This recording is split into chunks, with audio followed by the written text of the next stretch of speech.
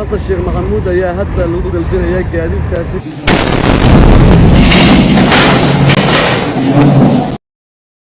shirqool halis ah ayaa loo maleegay madaxweynaha iminka la doortay ee Xasan Sheekh Maxamuud. Haddaba shirqoolkan oo la rabo in lagu qaarajiyo Xasan Sheekh ayaa la soo qorsheynayay muddo aad u fara badan. Haddaba markii la doortay Xasan ayaa lama filaan waxa ay ku noqotay kooxdii madaxweyne Farmaajo maadaama ay isla haysiiyeen dalka ayna aaminsanaayeen in boqolkiiba boqol uu madaxweyne Farmaajo mar kale xilka dib ugu soo laaban doono. Haddaba taasi way dhici weyday oo si sharci ah ayaa waxa kaga guuleystay Xasan Sheekh Maxamuud. Muxuu yahay qorshaha ay maleegeen si ay mar kale xilka dib ugu soo laabtaan? Haddaba waxaan kula wadaagi doonaa xog iyo macluumaad sir ah taas oo laga helay gudaha fila Soomaaliya taas oo iminka ku sugan yahay Farmaajo waana qorsheynta dil la rabo in lagu qaarajiyo Xasan Sheekh Maxamuud. Haddaba daawadayaal inta aanan xogahaas iyo macluumaadkaas oo dhameystiran kula wadaagin iyo qaabka loo qorsheeyay iyo dadka ka dambeeya iyo waqtiga la fulin doono waxaasoo idilba inta aanan kula wadaagin muuqaalka leegaray si uu gaaro ummadda Soomaaliyeed ee heshay madaxweynaha cusub ayna u sii ogaadaan dhagarta loo maleegayo madaxweynaha cusub. Sidoo kale nagu soo biiro kamid noqo asxaabteena.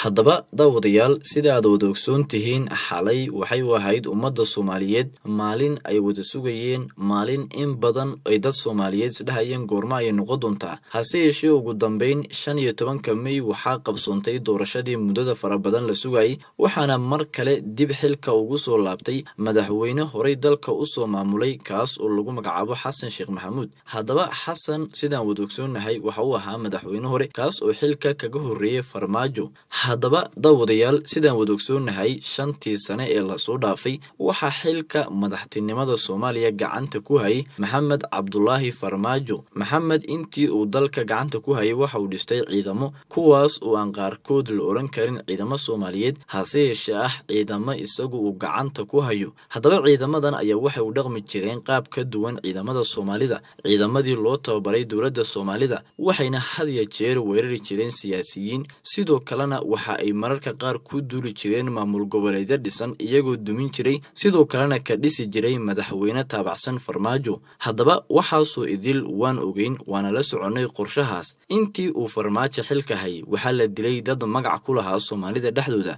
waxaana intii uu Farmaajo xilka hayay la qaarajiyay dad badan oo Soomaalida dhexdooda magac ku lahaa siyaasiyiin iyo sidoo kale dad horey u soo qabtay xilal waaweyn waxaana dadkaasi kamid ahaa xildhibaanad Aamino General Galaal iyo sidoo kale wariyihii caanka ahaa ee Cabdicasiis Afrika. Sidoo kale tiro kuma soo koobi karno dadka bulshada saameynta ku dhex lahaa ee la qaarajiyay taas oo loo adeegsaday gacanta dowladda iyo ciidamadeeda iyadoo loo saarinaya in ay dileen Al-Shabaab. Haddaba daawadayaal qorshahan halista ah ee aynu barnaamijkan ka diyaarinay ayaa ahaa in la isku day rabo in la qaarajiyo Xasan Sheekh. Taasi suurtagal ma tahay? Sidee ayaa loo diyaariyay qorshahan? Yaa fulin doono? Maalintii ayuu dhici doonaa? Halkee ayuu ka dhici doonaa? Haddaba daawadayaal xogahaas iyo macluumaadkaas oo idil aniga ayaa ku hayo. Haddaba sidaad wada ogsoon tihiin hay'adda ugu weyn ee sirdoonka qaranka waxaa iminka gacanta ku hayo nin taabacsan Farmaajo kaas oo lagu magacaabo Yaasiin Fari. Yaasiin waxa uu hoos tagaa Fahad Yaasiin. Fahadna waxa uu sii hoos tagaa dowladda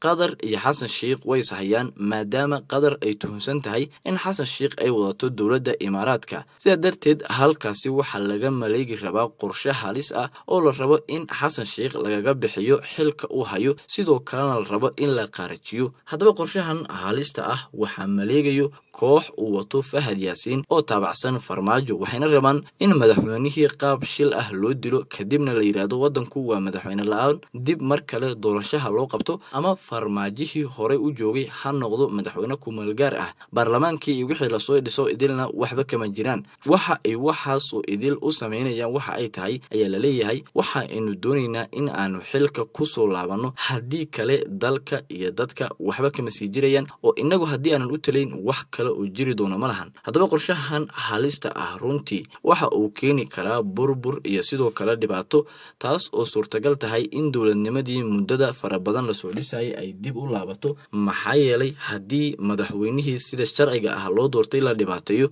runtii waxa noqon doontaa arrin halis ah. Haddaba miyay suurtagal tahay in la qaarajiyo Xasan Sheekh Maxamuud sideesa iminka ammaankiisa loo sugaa? Haddaba xalay markii la doortay madaxweyne Xasan Sheekh Maxamuud waxaa durbadiiba hoolkii doorashada ee ka socotay la keenay ciidamo ka socda Amisom waxaana gawaarida qafulan la soo istaajiyay eridda hoolka iyadoona durbadiiba lagu riday Xasan Sheikh waxaana la sii ogaa qorshahan halista ah ee laga yaabo inuu dhaco maadaama Farmaajo uu 5 sano wadanka gacanta ku hayay ayna wax walba ka suurtoobaan lagana yaabo inuu wax qarajiyo ama uu isku dayo inuu shirqool ku sameeyo madaxweynaha iminka sida sharciga ah lagu doortay ee Xasan Sheikh Maxamuud haddaba runtii aad ay u adag tahay in Xasan la dhibaateeyo maxaa yeelay Xasan marka laga tago Amisom waa madaxweyne hore dalka u soo maamulay runtii waxa uu haystay ilaalo aad u xooggan oo qaarkood ahaa kuwii la shaqayn jiray xilligii uu ahaa madaxweynaha Soomaaliya sidoo kale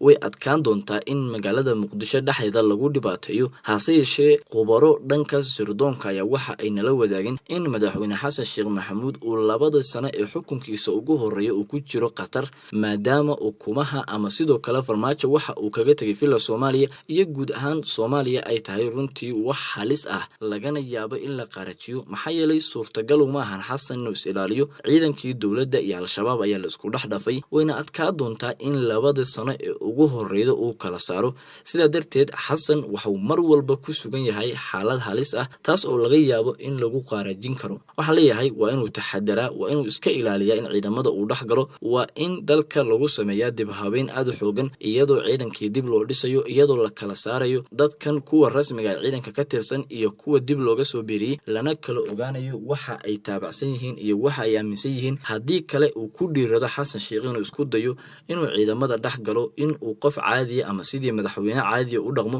runtii waa adkaa doontaa markii uu dalka ka tagay waxa uu wareejiyay dal nidaam leh la kala yaqaano qofka shabaabka iyo qofka dawladda askariga u ah laakiin iminka dawladda uu la wareegay sidaas ma ahan dawladdii uu shalay ka tagay runtii waa inuu taxadara waa in uu ilaaliyaa nafsadiisa sidoo kale uusan qatar galin dalka maxaa yeelay hadii madaxweyne la dhibaateeyo oo la qarajiyo runtii qof kasta ayaa qori qaadan doona waxa uu leeyahay aniga ayaa madaxweyne ah sharciga iyo kala dambeyntii ayaa meesha ka bixi doono haddaba daawadayaal warbixintii aan ka diyaariyay halkan aan ku soo gabagabeynaya inta warbixinteeda kala aan kulmayno sida ay nabadgeliyo mahadsanidin madaxweyne Xasan Sheikh Maxamuud ayaa hadda lagu galbinaya gaadiidkaasi ka sii baxaya teendada Afasoni ee ku sii jeeda qaybta alaabta madaxweynaha ayaa hadda laga sii galbinaya goobta doorashada ka qaaday oo loo wada meel gaar ah loogu talagalay dabcan in la geeyo madaxweyne Xasan Sheikh Maxamuud oo goobta weyn ku guuleystay